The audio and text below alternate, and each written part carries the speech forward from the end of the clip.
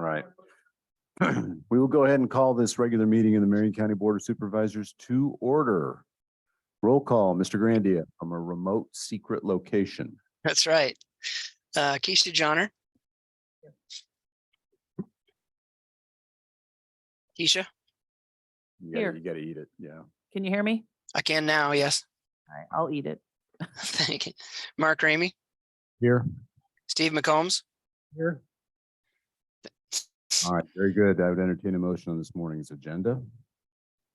Make motion, we approve today's agenda. Second. McCombs. Aye. Ramey. Aye. Johnner. Aye. Any communications? None from the auditor's office. Supervisors? None. Yes, I continue to receive emails on 218th Place regarding the Catholic Church. Also, I received an email this week regarding the VA ground from Dustin Ellis. And I also have a shout out, a praise. The Mr. Kakmarinsky from the Pella area gave praise to the road department on how quickly responded to a pothole fix. So thank you, Tyler, and to your staff and your department. Okay, very good. Thank you. Yeah, I've got the same emails from the St. Mary's folks. I do have a communications question on the new phone system. Is Andrew on? I guess my only question is, did it interrupt our phones, like mine, from getting forwarded messages? So if he's not on, we'll just table that and I'll talk to him offline. So. Yep. I don't know, Mark, he was helping me this morning. So I'm not sure if he's back yet or not. So I just want to make sure that something we need to do to make sure if you use your cell phone as your primary means of communication, that you're getting your forwarded messages still like we were. So. Yeah, I have been. Have you? Yeah. Oh, so it's been working? Yep. Okay. Is there anything you had to do? I didn't. Okay. No. Okay, very good. Nope, just a question since it's the communication section. Public comments. This is the portion of the agenda the public can speak on items not listed on this morning's agenda. The board cannot act on those items, but they could be topics for future board meetings. Are there any public comments on items not listed on this morning's agenda? Anything online? Anything in the room? We will move on. Would entertain a motion on this morning's consent agenda. Make motion, we approve today's consent agenda. Second.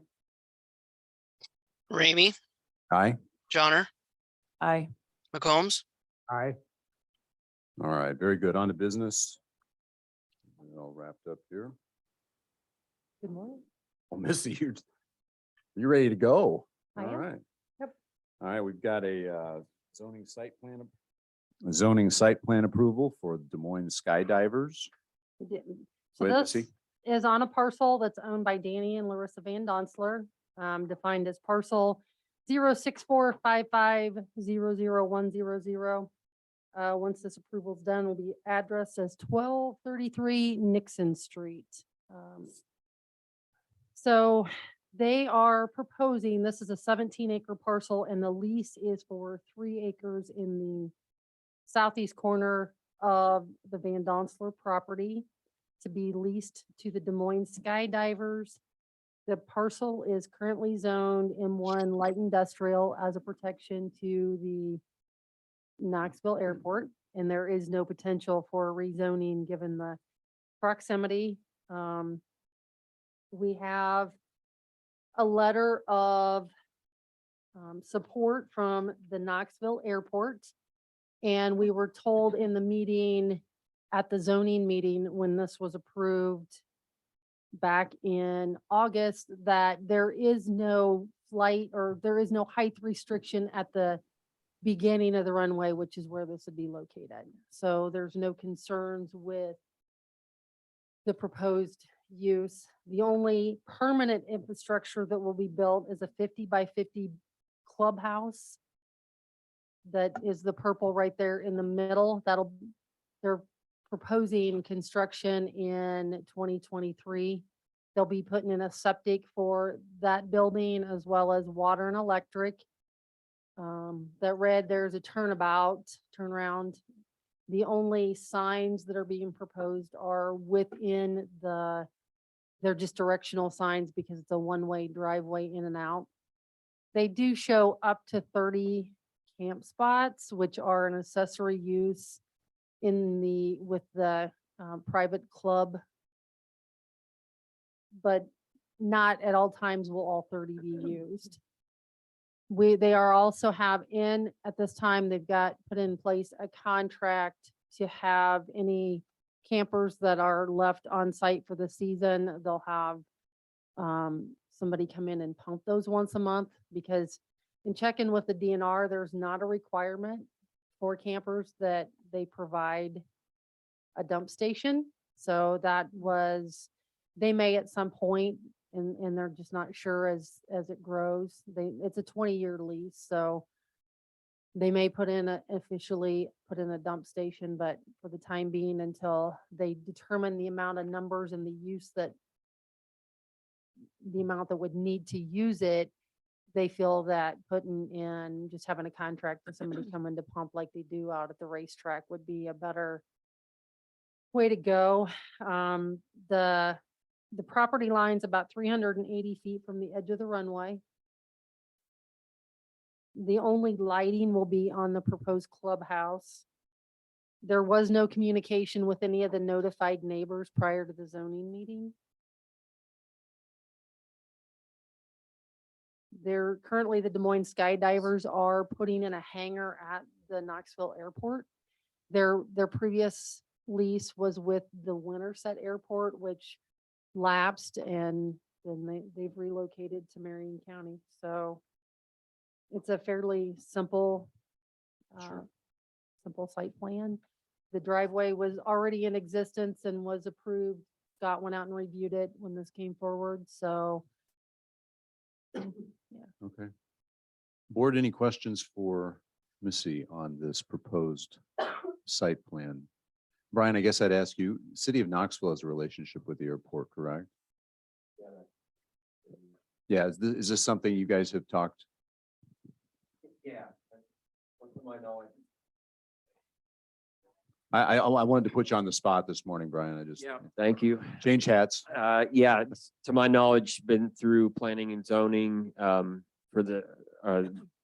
I think they've talked through it. hangar. And yeah, and I don't think there's any issues there as far as I'm aware of. And the Yeah. city's good with this. Yeah, and- I think so. Okay, thank you. Board, any questions for Missy? My question, Missy, was in regards to septic. I know you said DNR does not require that for that, but when we have like cabins and such, is this different because it's campers or? it's because it's campers and they're mobile. I mean, yes. I was a little set back from that to know that there was not requirements when there's proposed to be that many campers, but I reached out to one of the head at the Iowa DNR wastewater, and there are no requirements that they provide dump station. So. That was the only question I had. Okay, very good. Steve, any questions for Missy? Will the clubhouse, will it be? It will have a septic, so Okay. they will be installing a septic, and there is potential. I think this is kind of the beginning phases. There is potential when they come in to put in the septic that they may install a dump station. Why they have somebody there doing the septic, but just not sure at this point. So Very good. Well, if there are no other questions, is there a motion on this proposed site plan? I make a motion that we approve the site plan for the Des Moines Skydivers Club. I'll go ahead and second that. thank you. You bet. Thanks, Missy. Jake, roll call. Johnner, Aye. McCombs, Aye. Ramey, Aye. Very good. Thank you. I was going to ask about jumping out of perfectly good airplanes, but everybody's got to have a hobby. Right, next item. We have a engagement agreement with Allers and Cooney. Engagement agreement with Allers and Cooney Nathan Overberg. This is for our proposed development agreement with the City of Pleasantville. As you recall, some time ago, as a board, we had a presentation from Joe Merstick on a development proposal for the City of Pleasantville. The board at that time committed to support Pleasantville. They were proposing to apply for a RISE grant. They received that RISE grant. It did require some additional support from Marion County. So this is the engagement agreement to get Nathan on board with that project and begin to move that forward. And if Nathan, are you online? I can't see everybody online. Okay, so it's just in support of that project to continue to move that forward. Not on, okay. Do we have any idea what the cost estimate at all? And this is something that we pay, correct? Yeah, this will be, it's an hourly rate. It's going to be, actually, when you think about from a complexity standpoint, it's far less complex than what we have with Prairie Ridge and the VA. It's a pretty straightforward support for Pleasantville. So I don't imagine the cost is going to be. And this is on top of what we've already said we would fund for. This would be in Okay. addition to. Okay. Yes, that's a good question.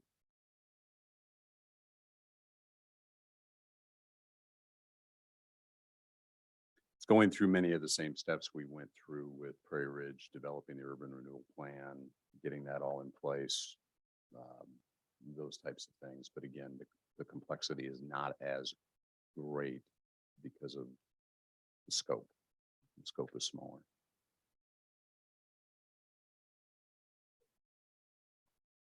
I'll make a motion. We approve the engagement agreement with Ehlers and Cooney for the Pleasantville Urban Renewal Plan.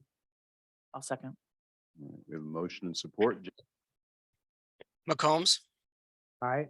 Ramey, Aye. Johnner, Aye. All right, very good. Thank you.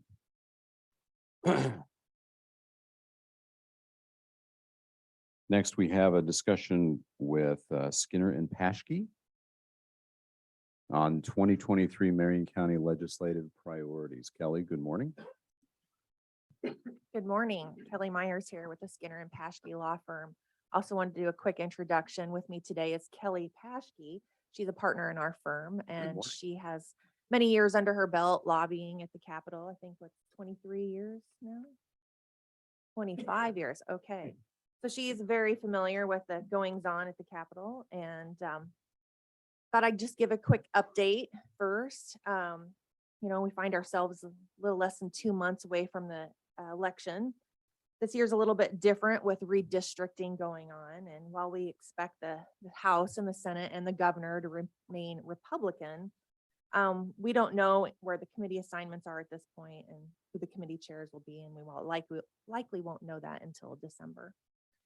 The House currently has a 60-seat majority. They called this the red wave a couple years ago. Will they hang on to 60 seats? We don't really know, but we think it's likely that they stay within a couple seats of that, one way or the other.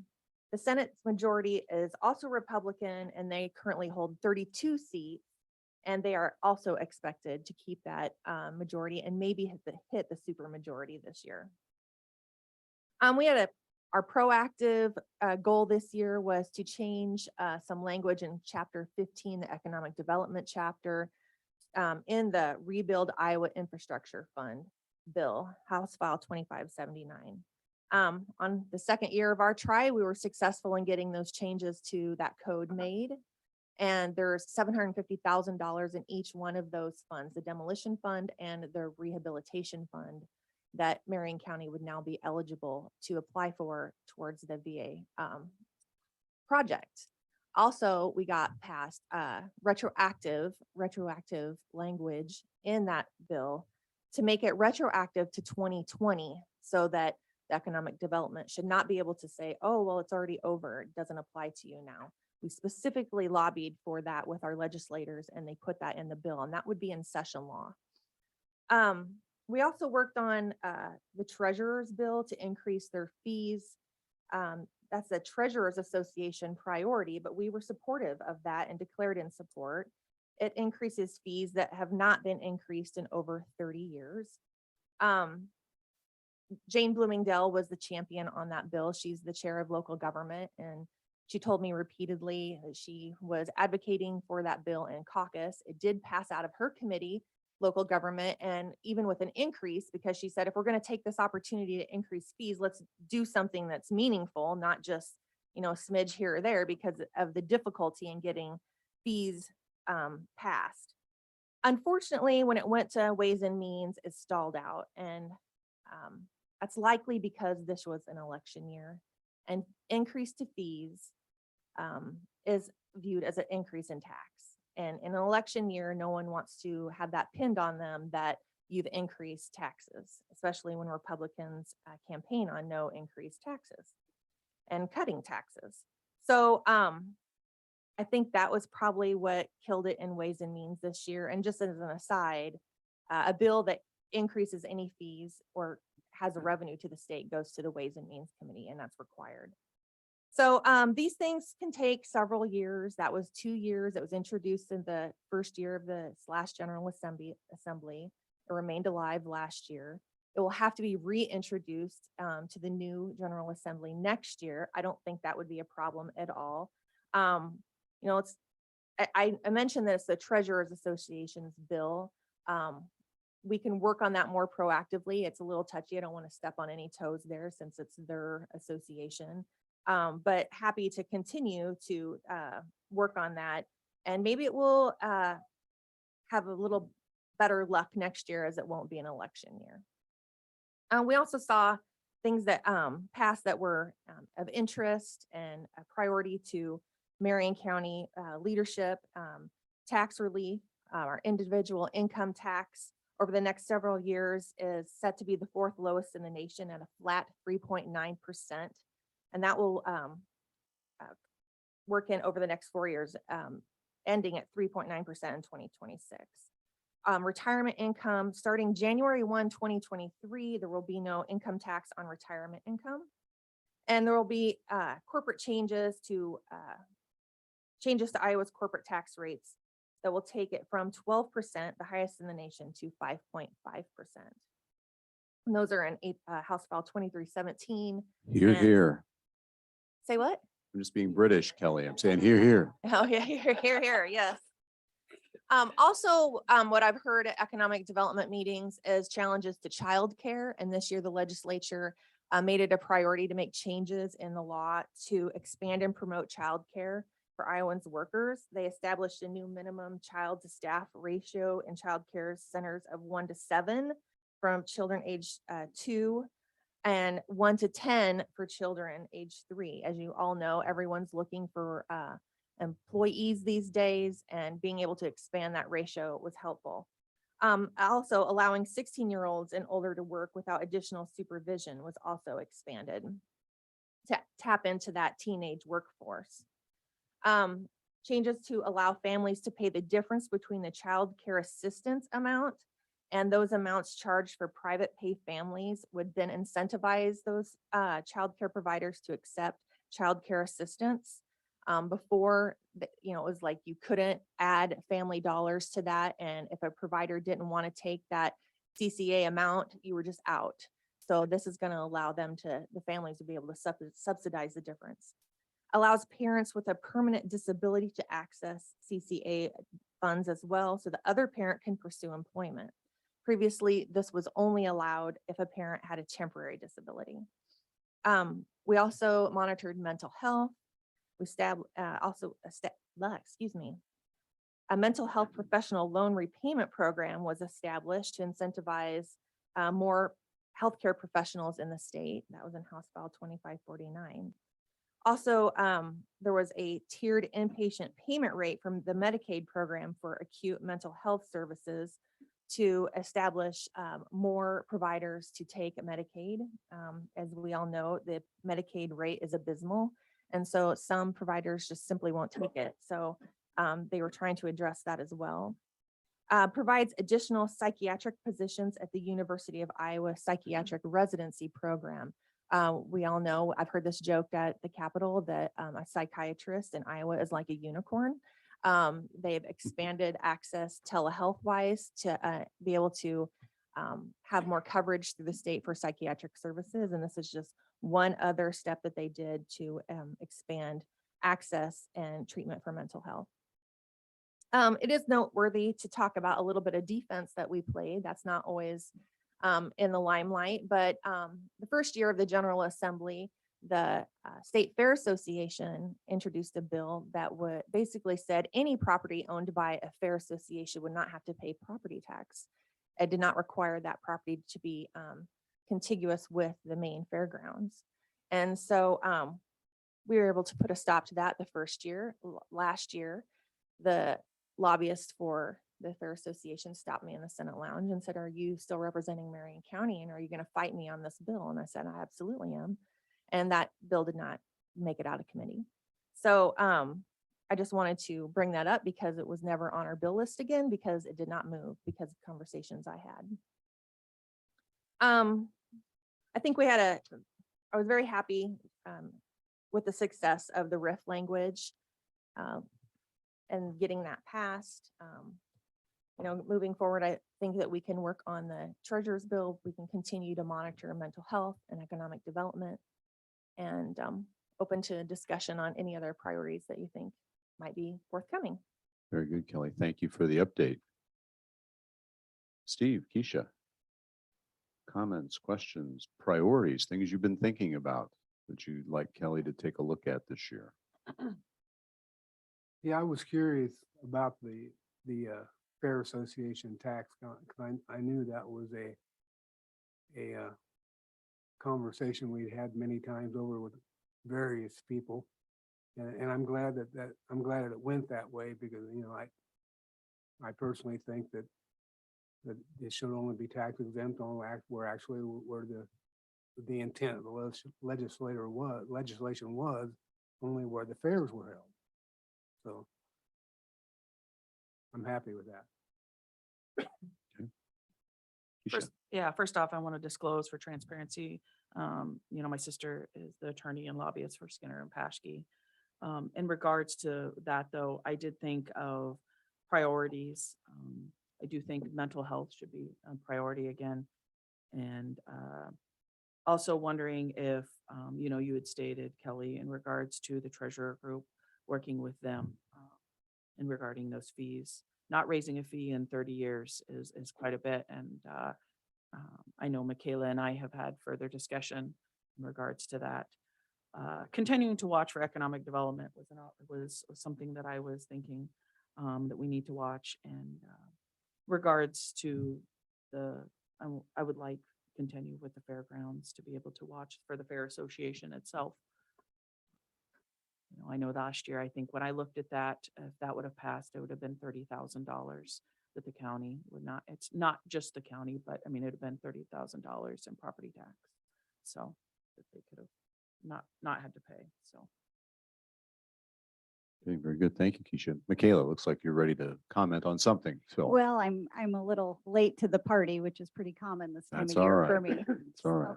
So I apologize. I missed whatever you addressed on the treasurer's legislation, but I definitely want to take an opportunity to state that, that's something that's very important to me. And I've spent last couple of years on the legislative team for the treasurers because, there is a big gap between the increase and what the state agencies have been able to collect over the last at least 22 years, definitely, that I've been in the office and watched the numbers flow.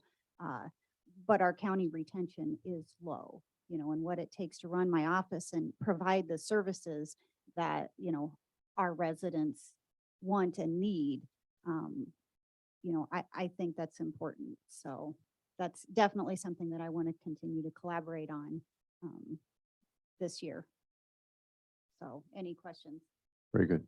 Kelly. Just for Kayla's knowledge, I was reporting to them that it passed local government and got to Ways and Means and stalled out. And I reported that I think it was because raising fees is considered a tax. And in an election year, when they're running their campaigns, Republicans run on no increased taxes and actually cutting taxes.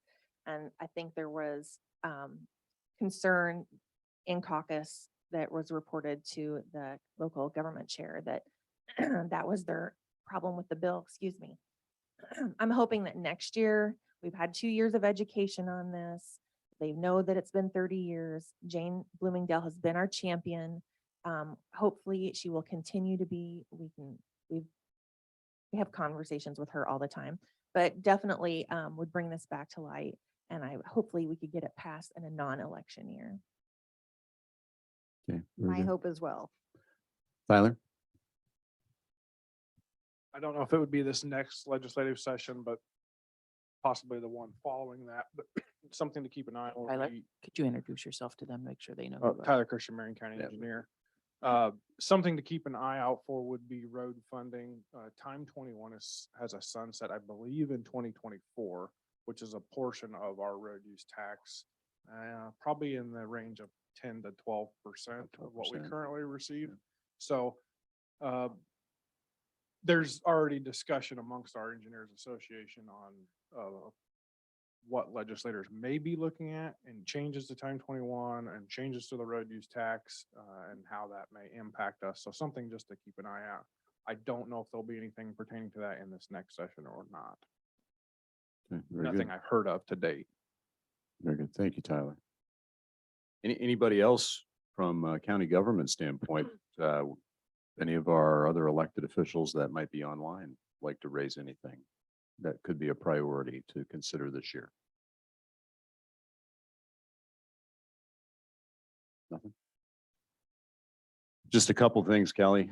Yeah, you know, I always have something when it comes to legislative stuff. First of all, although it's not something that we specifically worked on, but you did fuel that conversation with Dan Dawson that started that income tax discussion, which I couldn't be more happy that that's finally moving forward after all these years. So that's, I think, an amazing win for the residents of the state of Iowa.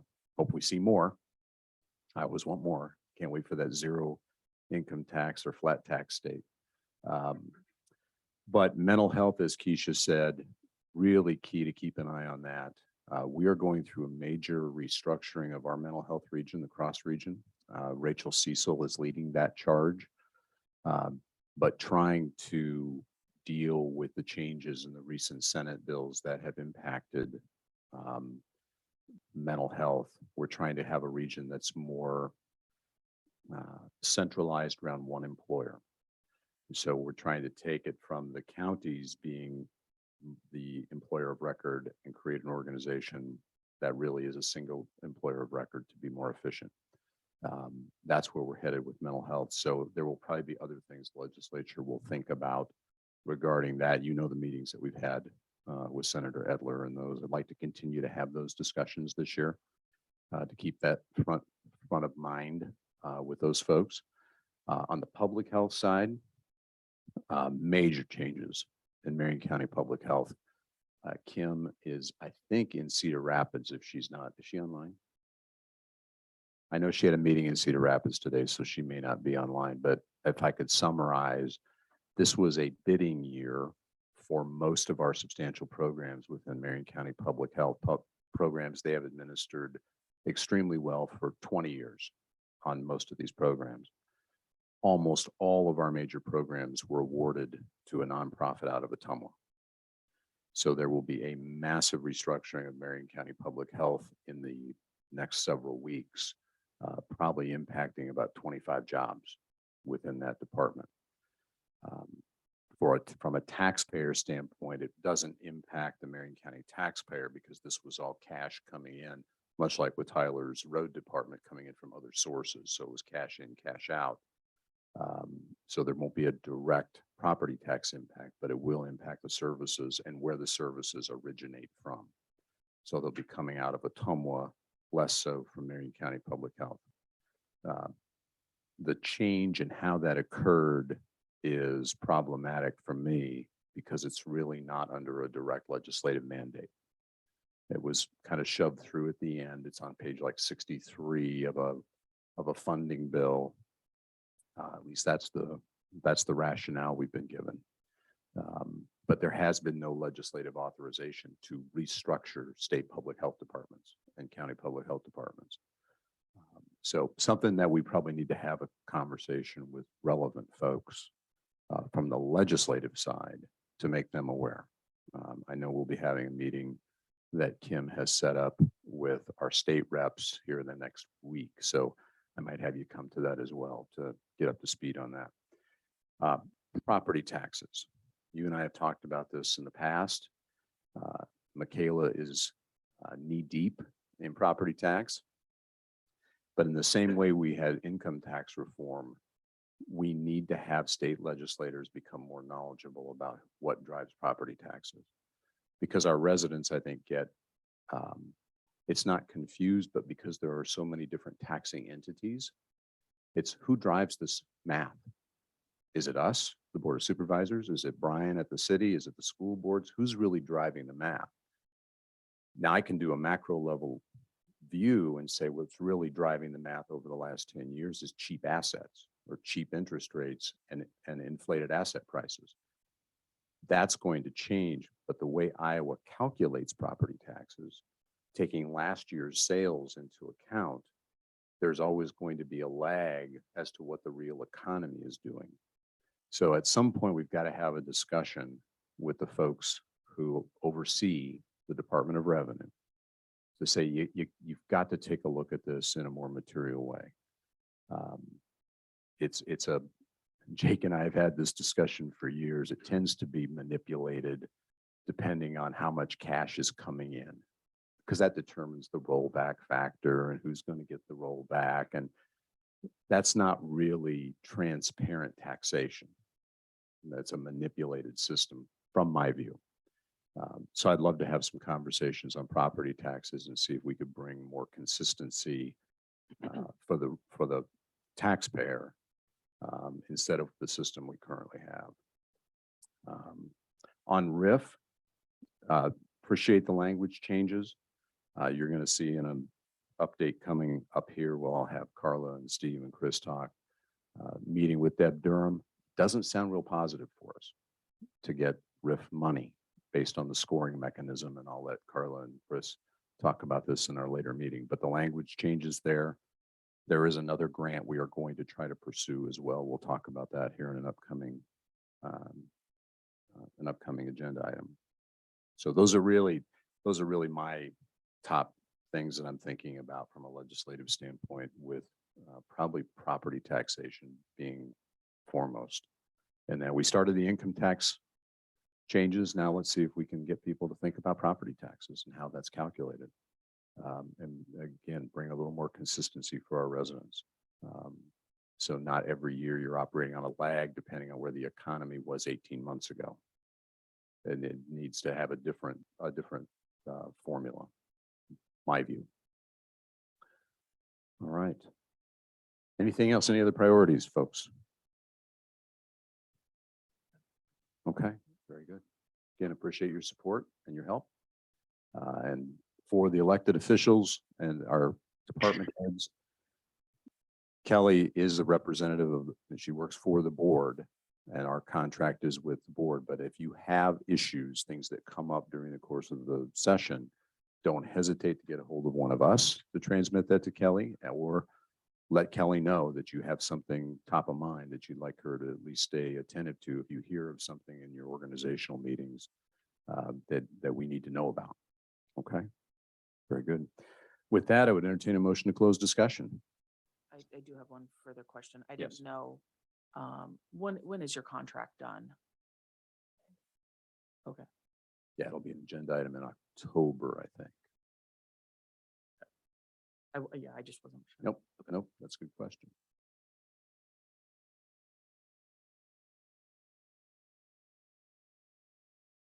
Is there a motion to close discussion? Make a motion, we close discussion. I assume since we've given her all those priorities, you're not going to say you want to change the contract. Otherwise, we wasted a whole bunch of time. I'll second that motion. Ramey, Aye. Johnner, I don't know whether I should abstain on that, or since we're just closing discussion and we're not It's doing just a vote. closing discussion. so I'll You just can- say you can aye, yeah. Close discussion. You're not endorsing anything. I'm not endorsing anything, so that's right now. Aye. McCombs, Aye. Next time. When we talk the contract. All right, very good. Thank you. Thank you for your time, Kelly. Appreciate it. We got to get new mics, folks. Yeah, I know we have to eat them. Yeah, and then with me, I have to take my glasses off and on to read anything. Prairie Ridge update. Mrs. Johnner.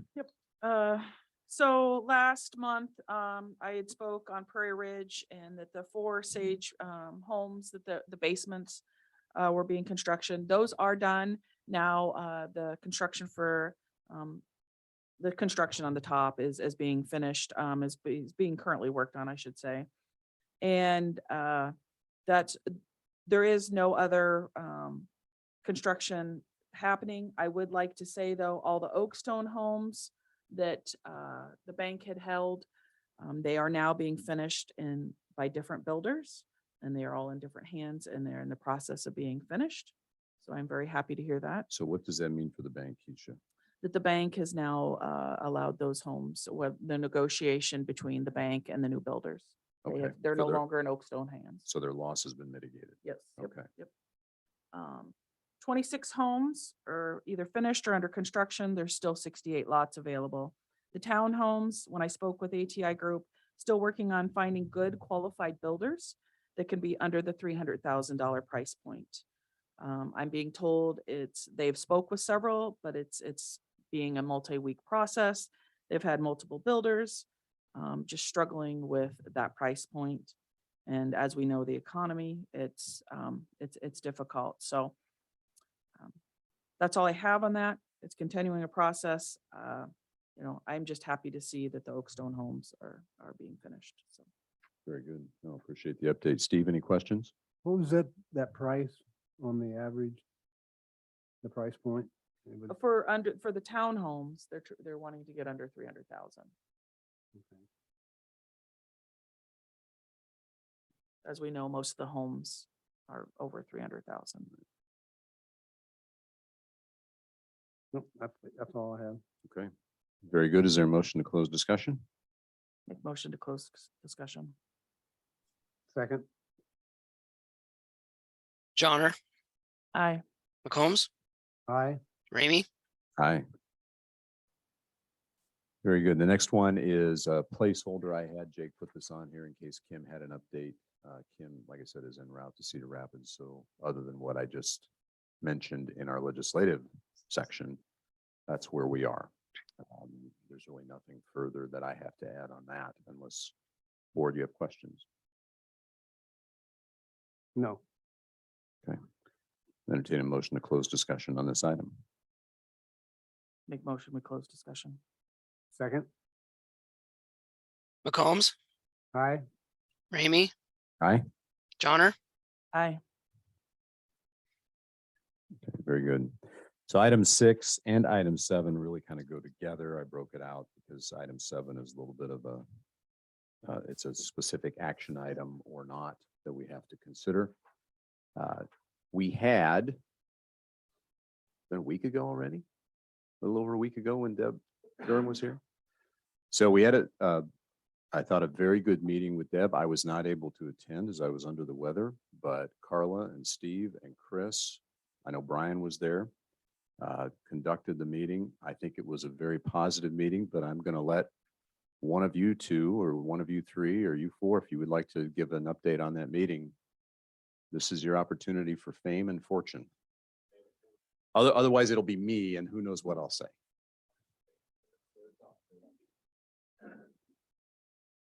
I'm just warming things up for Brian. He's going to take over for me. Okay, very good. No, we met with Director Durham, I think it was a week ago. Very good conversation, gave her the high level view of how the demolition went, talked to her about the final expenses incurred with demolition. The city of Knoxville did a great job between Glenn and Brian of having a conversation about the future development. She was impressed with all that. We talked, was this where the RIF conversation came up, Kelly? She had mentioned that As far as the scoring goes on RIF, and correct me where that was. There was another Iowa town, Glenwood, had a youth center that recently was closed. And since it was a state-run facility versus a former federal facility as the VA was, she thought most likely that RIF funding was going to go to that former state facility over a former federal facility. So that was her conversation and take on that. I'm just trying to be completely transparent with us. Carla? The comment she had made with that is that they believed that the Glenwood project would be coming in for demolition and utilize that whole demolition fund. They were pretty confident with that. Where she was not as confident is on the rehabilitation money.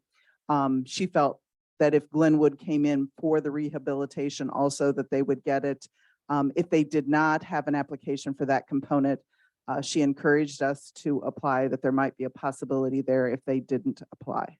So Carla, I want to make sure I understand. I mean, we're still going to apply for the money, even though we may not meet the scoring requirement. Correct. Okay, all right. Kelly? What's the rehabilitation? There's Fund. 2 funds under chapter 15. One is the demolition fund and one is the rehabilitation fund. And obviously the demolition fund is to demo buildings, and the rehabilitation fund is to fix them up or, rehab them to be used again. And so there are different requirements under each fund. So the rehab is for existing structures. Yes, that could be rehabilitated. And so the old laundry facility would be ideal to apply to get some of those funds. And what is that number, Kelly, Right now, it's $750,000 has been appropriated. for the rehabilitation fund? Yes, Okay. fund. And the demo. And then, And then there's another 750,000 in the demo fund Okay. for a total of 1.5 million. So to the comments made, that's disheartening to hear that Director Durham has said that. Where to begin? First of all, the code doesn't say that state buildings get priority, and there are no administrative rules. So I don't know where the Economic Development Authority arbitrarily finds that state buildings get precedent over the recent changes that are made into the code. Kelly, would they, not that I would expect the legislative and administrative branches to coordinate, but would they understand the language changes? Or would they be privy to the impact of that on their current scoring mechanism? Oh, yeah, they know. They should know? They know that their law was changed. I personally sent an email to their legislative liaison and told them year before last, these were the changes that we were going to be making, and they monitor the RIF bill very So is closely. that something we should have a follow-up discussion with them to inform them of those changes Um, and ask them those questions? I don't know that, let's consider that. Right now, I'm not sure. I will say I heard a little bit of rumblings about the Glenwood thing. And so I have reached out to a couple lawmakers that were instrumental in getting this passed for us. And they are very disheartened to hear that this is the direction that Director Durham wants to take this money, when everyone knows that the changes to the law last year was for Marion County. Mhm. And so I wanted to come today and hear more firsthand about what was said and, the posturing of the department. And so I can take it back to those lawmakers. And I have been told that we can maybe have a meeting with economic development and the lawmakers at some point after I got that more firsthand information, if you will, to sit down and talk about, hey, we did this priority for Marion County, should not be lost on the fact that this is the reason that we did it. This is the legislative intent behind the change. And hopefully, reaffirming the reason behind it will maybe get us stuck off of this a little bit. That's, my fingers are crossed there. I feel a little frustrated, if you will. I mean, the state can ask for money to demo a building anytime. Chapter 15, I'd have to go back and reread it, but it was my understanding the purpose of that was for a county that had a state facility or old state dilapidated building to apply for funds to tear down that old state building. And this would expand that for a county to come in and tear down either an old state or an old federal building previously owned. So long as the county owned the building. and the property. So, you know, the state could ask for RIF dollars to be directly appropriated to tear down the youth center at Glenwood. They don't need to take the 1.5 million that's in these two funds, because they can ask for a direct appropriation for that. Right. And just also noteworthy is that those funds were appropriated 3 years ago for 3 years. And this is the last year the funds will be available. Now we'd have to lobby for more money to be put into that fund. I'm not saying that we couldn't do that or Right. that there wouldn't be funds to do that. It all kind of depends on revenues that are put into that RIF fund and how much money they have to distribute every single year, frankly. Sure. So, you know, I think that Marion County should apply for that. We should just continue on and let's not get discouraged yet. So my assumption all along is even though we had the discussion and it sounded a little less positive than what we had originally hoped, that we would continue to apply for these funds. And so I think as a result of this conversation, Kelly, I'm going to kind of leave this with you to set up some kind of dialogue, if it's with legislators and Director Durham, to talk about the process, Yes. the reason for the changes, and all the things we have been addressing today. And I think that would be a good conversation to have. The more access we have to these types of funds, obviously, the better.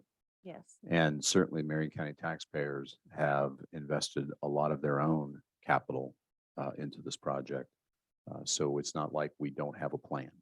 Right. We have a very detailed plan about this. So I'm going to leave that with you. Maybe coordinate with Carla, because Carla's kind of leading our grant application process, Mhm. so that we can keep not cross our wires. Okay. Okay? Yep. Carla, do you have something to add to that? The other item in regards that they followed up after the meeting with is another fund that's the nuisance fund. And that was the meeting we were supposed to have yesterday, but unfortunately their grant coordinator person was under the weather. So we'll try to get that scheduled later this week to understand that fund that could also be used for taking the rigging out of the laundry building and preparing the site to be a sellable building. Okay. So there's another fund that's different than the RIF fund that is also a potential fund. Okay, very good. Thank you. Also a grant application. So as we move the story along, there is actually even another grant fund available. During the course of the meeting, we presented, or the group presented, this plat from Confluence. We've presented this on many occasions. Kelly, it's the same one we handed to legislators and in our packet, and it's the same one we've done multiple times here from a Board of Supervisors standpoint.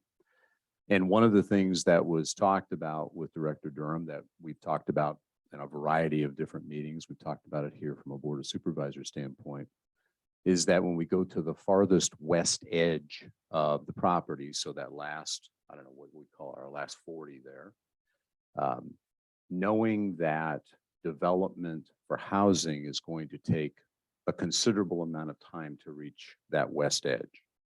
There are several reasons for that. Number one, topography. Number two, we really want to focus on where the old building footprint is or was, because it doesn't take a lift station to do a lot of that and incur that additional cost. It's closest to city services, et cetera, et cetera. One of the things we had talked about as we acquired the property is, would it make some sense to utilize that the farthest west space potentially for a park, at least until such time as development reaches the park and maybe housing is put in, but that's going to be years from now. We're not going to develop the entire 153 acres into housing in 2 years, and particularly with the way that the economy is going now. So we had a discussion, I know you folks did, and if I'm trying to fill in the blank to the next part of the story, and I don't know, Steve or Carla, if this is where you guys should talk a little bit about what Director Durham said is available if we wanted to proceed with some type of development for a park or a park space in that. There is currently available a fund which is called Destination Iowa, of which Within that fund, there are 4 pockets. This is funding that is not an annual appropriation like the CAT or Vision Iowa money. This is special money only available this year. It began being available in May, and all the funding must be expended by December. Projects have a little bit longer time period to get engaged and that kind of thing as far as timing. But what these projects must have is fairly significant economic significance to something that would enhance the state's image on a national level. It kind of all boils down to that. They're looking for projects that would either connect to something that is nationally significant or projects that would themselves be nationally significant. So when she started to hear about the potential for a trail that would connect the existing Marion County Park, the VA campus, to the Knoxville Raceway being a nationally significant attraction in Iowa, she started to get interested.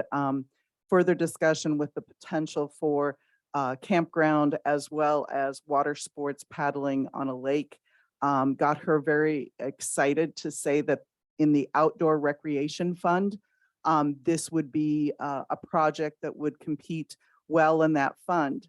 We told her a potential other aspect to it could be an event center. She said if we did that, it would have to go into a different fund and the ratio of grant to local match is different. In that fund, the grant portion is 25%, where in the outdoor recreation, the grant fund is 40%. If we leave that event center and still just focus it on outdoor recreation, then we can apply with 60% match to get 40% grant for the project. Okay, very good. Steve, is there anything you want to add to that? Yeah, I think Carla did a pretty good job of explaining that, but like I say, Director Durham got really excited because it enhanced the Marion County Park, which already exists. It's roughly a quarter of a mile away from this particular property. And then that would be kind of the middle area that would then enhance the racetrack with the trail. Excuse me. So it all kind of went hand in hand together. And the water sports, which grows between 50 and 70% statewide every year. If you had a lake that you could actually use for those types of activities, that would really enhance that area and give you another option to use that area in. So is it fair to say though, Carla and Steve, that what gets us in the running for a grant of this magnitude is its proximity to the track, That is correct. the Knoxville The racetrack? The connectivity to the Knoxville Raceway as a nationally significant attraction in Iowa. Okay, okay, very good. What's the maximum dollar amount? 40%. What would that be? The fund, the recreation fund originally had 40 million in it. Approximately 20 million has been already designated. So there is 20 million remaining in that fund. And that's Steve, great question. And it'll lead into probably this next piece, which is something that we as a board have to decide on today. And that is timing is of the essence to even be considered for this grant. So I was very glad that Director Durham brought it up during the course of that conversation about a week ago. We were not aware of that at that time. But now that we know that there is a potential for that, we have to put together an application in pretty short order, probably by the end of the month. Carla, would be a target date. End of the month, first of next month, I would say. Right. And what that means is if we want to do that, go through that process of putting that application together, we kind of take it through several next steps, which is number one, you see in item number 7, we need to authorize some kind of comprehensive site plan similar to what we did here. And we have suggested that Confluence would do a site plan for that location that would be detailed and attached to the application. There would be financials attached to that application. Carla, Steve, and Chris would work on that piece and go through that whole development of the application process. Before submission, that would have, at least my suggestion is, it would go through really 2 clearances. Number 1 is a clearance with Knoxville to ensure that is something that the city of Knoxville would like to see we've always worked in a partnership way for this project. And would like to know whether that's something that the city is excited about, would support. And then the next piece would be the Board of Supervisors that would have to actually approve the 60% funding component for this project. So whatever the financials Which is turn an out, unknown number at this point in time. because we haven't done the financials. So we we're don't- gonna we have don't to spend $20,000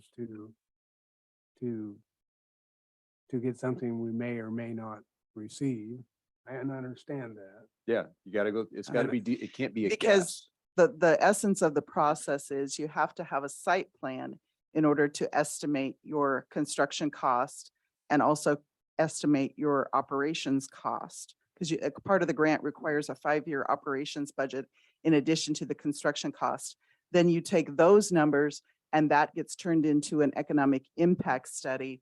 And then after you have all those numbers of your construction budget, your 5-year operations budget, and your economic impact, then that would be the time that then you could make that decision, thumbs up, thumbs down, to submit the application. But Well- until you get to those, they all Yeah. build on each other and you can't get to the final application without the first start of it. I totally understand that, Carla. I know I struggle with that, but I understand it. Let me tell you where I'm at. Well, let me finish what I was gonna say though first, Steve.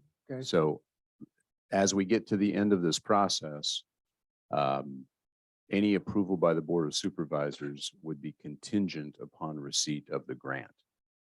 So even though the authorization of funding the 60%, if the grant was turned down, we would not be committed to that funding.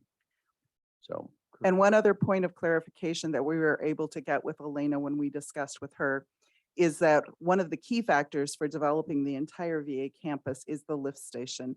And the lift station could be part of this grant application because the campgrounds would more than likely be full service campgrounds and need the sewer capacity and water capacity. So then that therefore opens up the possibility for development of the entire campus with the lift station being part of the project if it would come to that's very fruition. that's good clarification, Carlos. So again, high level, it's it kind of comes at us fast and furious.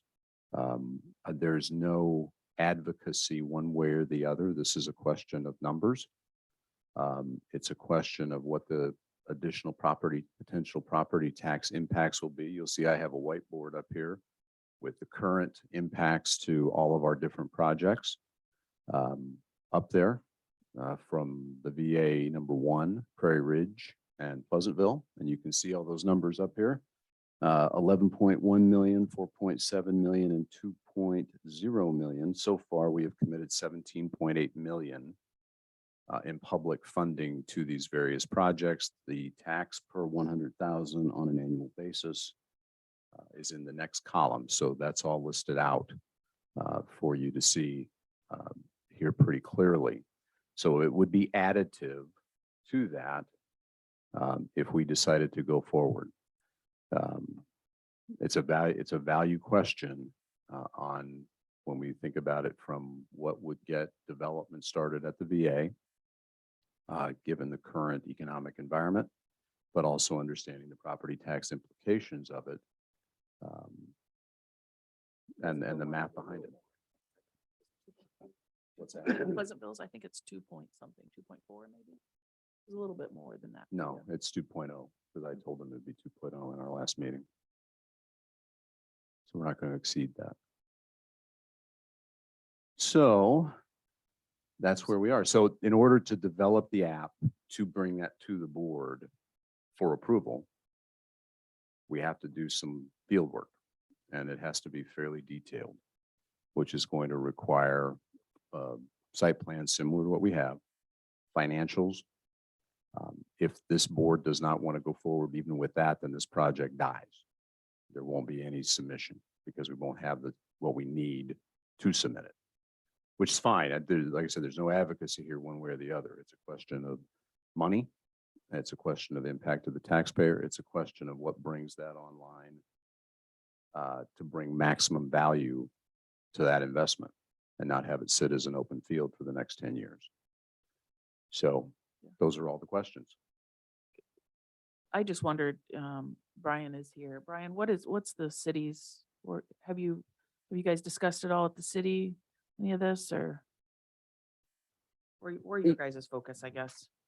Yeah, our focus right now primarily is on phase one of our redevelopment, which would be the southeast quadrant of what you're seeing up here in the concept plan.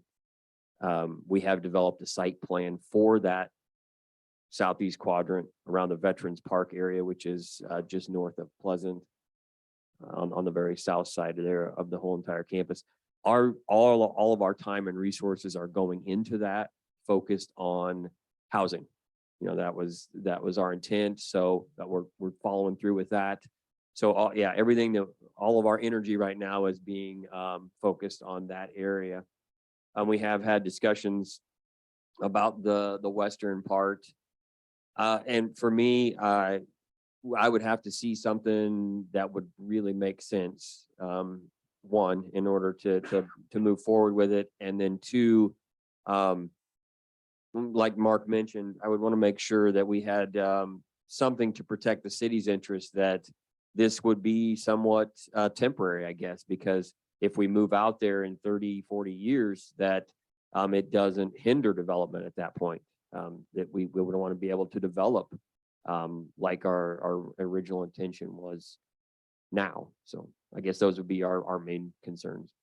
And what we heard at the meeting, both with Elena and with Director Durham, is that the consideration with this grant funding, if the project would move forward, is that it would probably need to remain a campground for 10 years.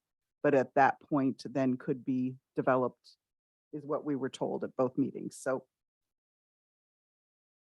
Okay, here's where I'm at. Obviously, I'm not gonna see that 40-acre, West 40 acres developed in my lifetime into a housing development. It's reality. We entered into this project knowing it was going to be a benefit maybe for our grandkids, great grandkids, future generations. The only thing I struggle with at this point in time, I think the campground idea has merit. Don't get me wrong. I really think it does.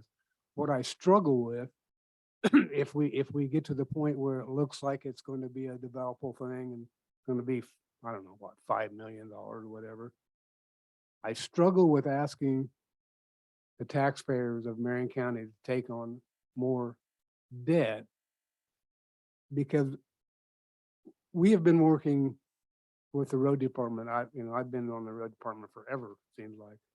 We've been trying to develop Junction 92 now for 8-10 years.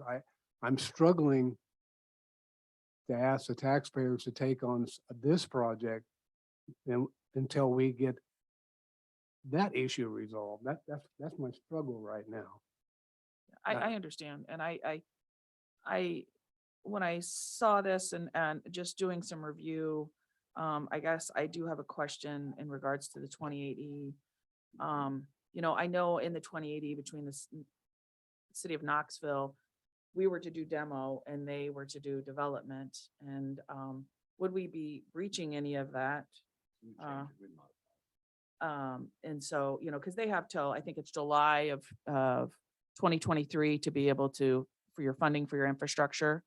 And I struggle with going, I kind of been the last time I said, I want to focus on Junction 92. I think we've helped these others. I want city of Knoxville to thrive. I want them to be able to do this. And I think that they should have opportunity. And I would like to see Junction 92, the next project. And I don't even not for sure how we're going to be able to fund that. And so then going back to the taxpayer and asking them, that's kind of concern. I have some really concerns on how this local option sales tax is going to resolve itself in Pella, because that really speaks volumes of what we can do to Junction 92 in the future. I'm just struggling with it all. And then also I'd have a question, ultimately, the money that for the campground, wouldn't that just go to conservation? That wouldn't be paid back to for on the TIF? Because ultimately what he generates goes back into the conservation fund. And it goes to general fund. All your revenue goes in the general fund. It all goes in there and it's not earmarked, because I thought it was, my understanding it was earmarked for, so, okay. Maybe I'm sorry if I misunderstood.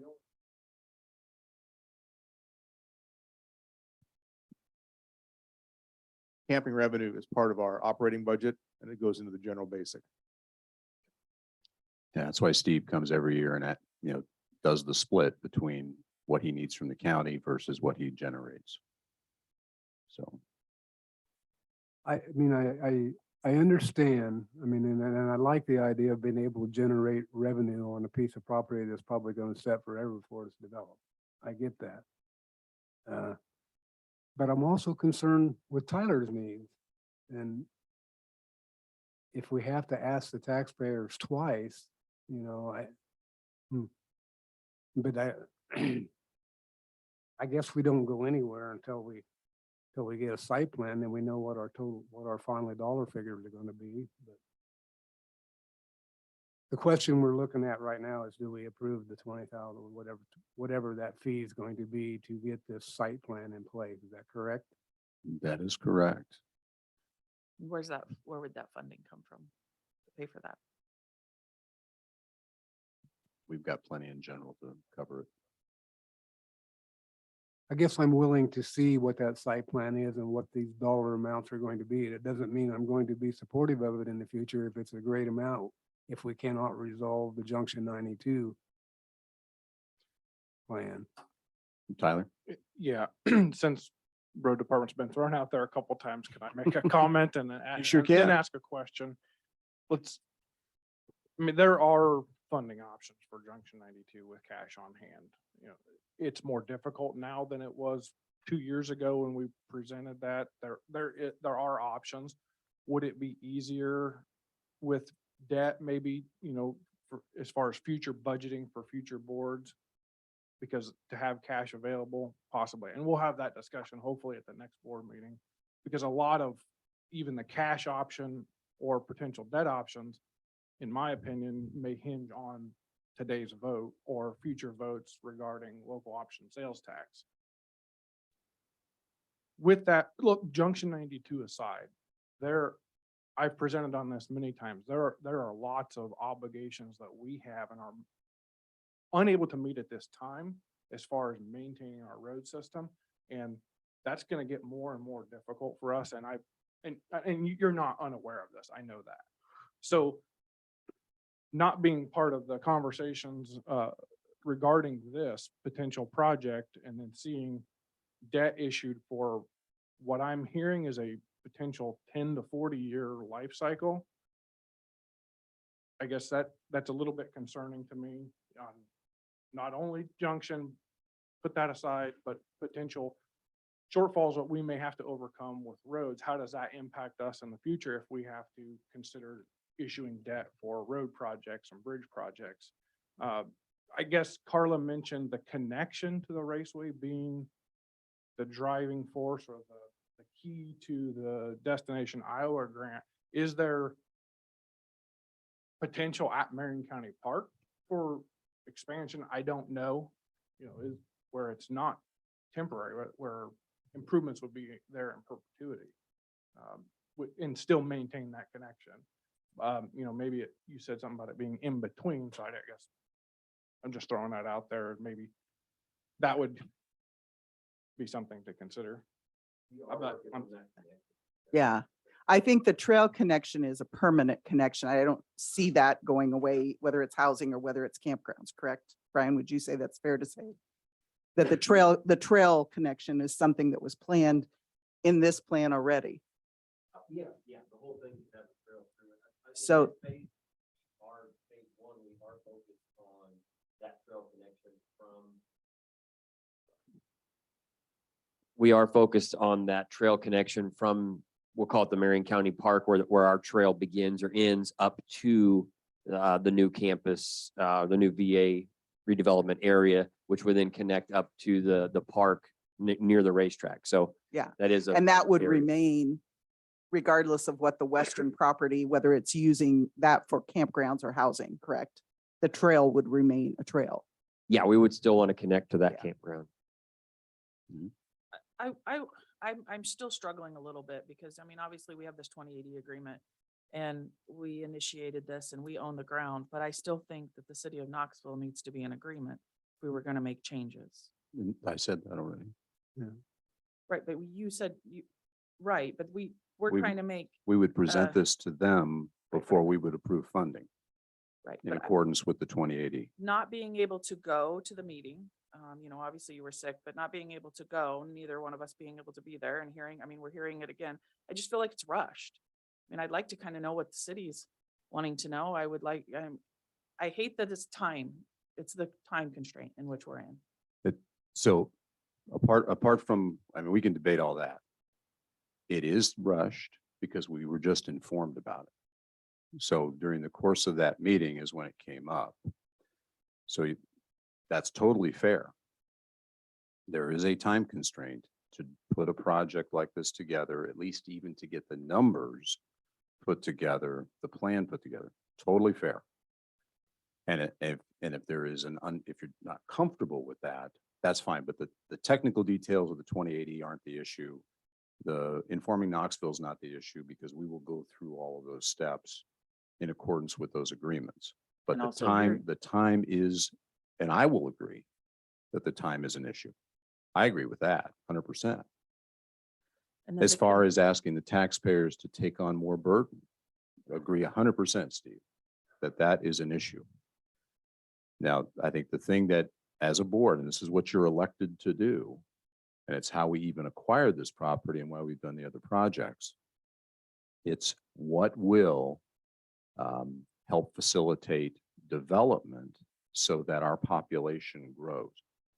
If it doesn't grow, and if that sits, you can pump a whole bunch of money into Tyler's road department, building Junction 92, and it's actually, it ends up being diminishing returns if your population declines. So, I mean, it'll be a nice building and all that type of stuff, but fewer people, well, that won't be a benefit. That'll just be a nice building to house tractors. Right, and I want them to be able to work on phase one and, this, to me, this is a campground. Could be, temporarily what we talked about. The constituents, they know this, and when, yeah, it goes back to, rushing it. Yeah. Yeah, the rushing part is kind of disappointing, but it is what it is. Yeah, it's, that's, When we get, if we approve the site plan, Steve will have a better idea. And I think in some of the conversations I've heard, we're approximating a couple hundred sites, maybe. Am I correct, Steve?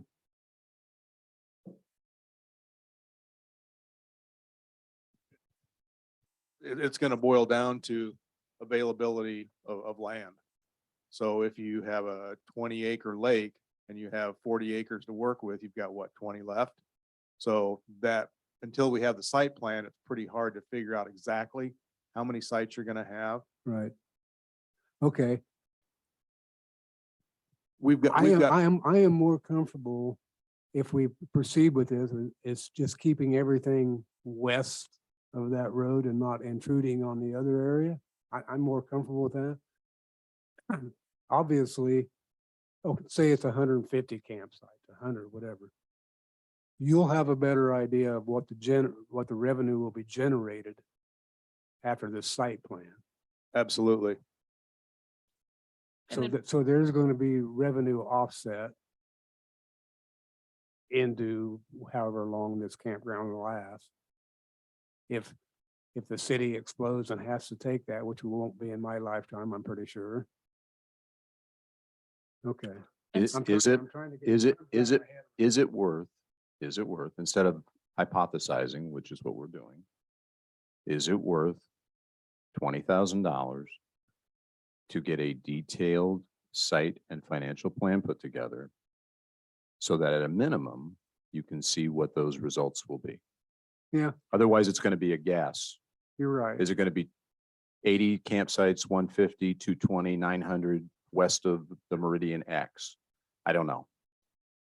And then we also have to think about, if obviously this is a couple steps down, but road, but management, hiring, I mean, because if you add that much, I mean, you're gonna look at more employees. It's gonna be increased Yeah. maintenance, increased, yes.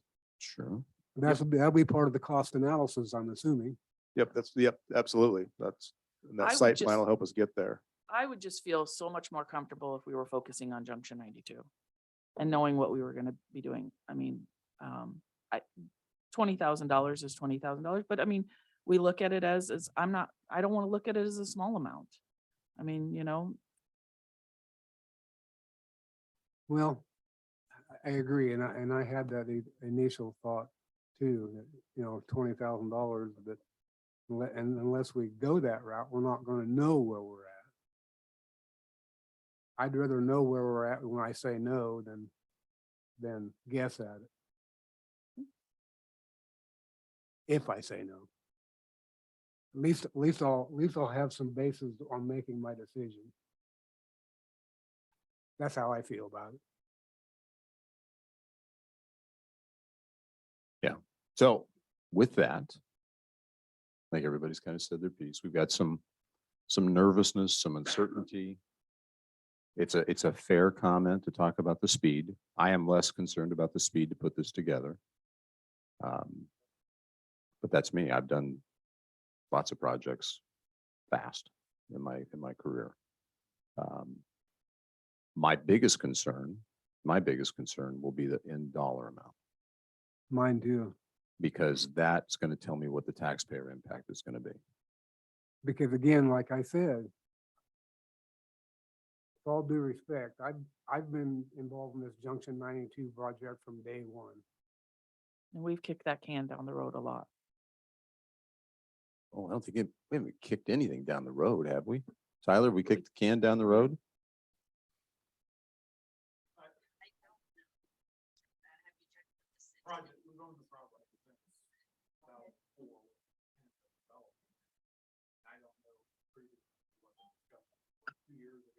Tyler, we can't hear you. The others can't hear you. I don't know that we've had a plan really, but No, we haven't really had a good plan until lately. yeah, yeah. So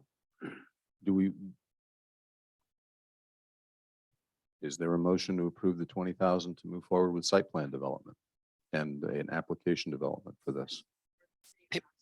Hey, Mark, this is Jake. Yeah. Sorry, is there any way, maybe you could close the discussion for item 6 and then do number 7 as your vote? Would that be okay? I just thought about that as I said that, Jake, and I said I skipped ahead. No worries. All right. Is there a motion to close discussion on item number 6 before we go to item number 7? So moved. Second. Johnner, Aye. McCombs, Aye. Ramey, Aye. Item number 7, which is site plan development, which will include $20,000 to have Gardner and Associates develop a site plan. I'm willing to make that motion.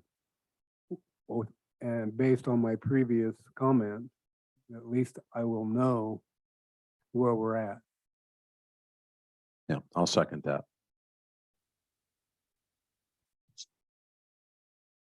McCombs, Aye. Ramey, Aye. Johnner, Nay.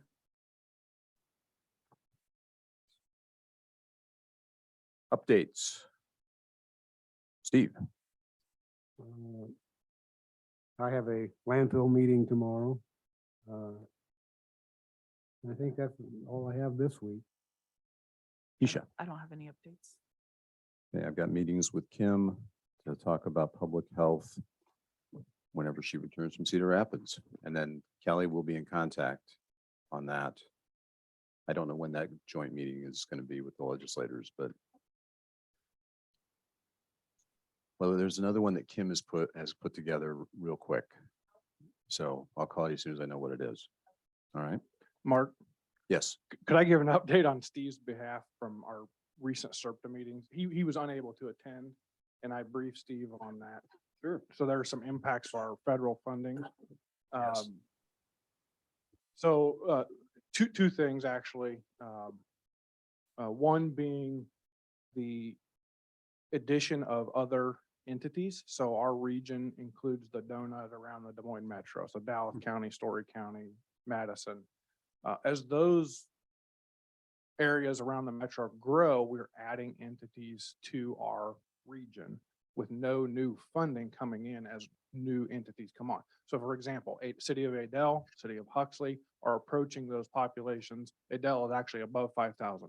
So as those new entities come in, we, city of Knoxville, Pella, Marion County lose funding because there's no additional funding from the federal level coming into the region. Right. So I just want to make you aware of that. We've had many discussions on how to distribute that because everything we receive now is based on 2013 formulas. And how do we add them in a fair manner to all the city and county entities as part of the region? So there's being discussions had at our next meeting. They'll look to approve Adel and how much money they receive. There's no formula for how cities receive money. So our entire allocation formula or process may be revised here in the near future. The other thing I want to talk about was the cities, the RPA voted to pursue that SS4A grant through the RPA for the cities only. You know, I discussed and you passed a resolution as a board Right. for the counties to pursue that with County Engineers Association and the DOT. So just making you guys aware that they did pursue that on their own. It was a split vote. There was a lot of heartburn there. So just making you aware that there's a lot of hard discussions going on and upcoming with no new money really. So anything we do is an impact and a reduction in our federal funding. Right. Very good. I appreciate the update, Tyler. Thank you. With that, is there a motion to adjourn? Motion we adjourn. Second, McCombs, aye. Ramey, Aye. Johnner. Aye. Very good. Thank you. We are adjourned.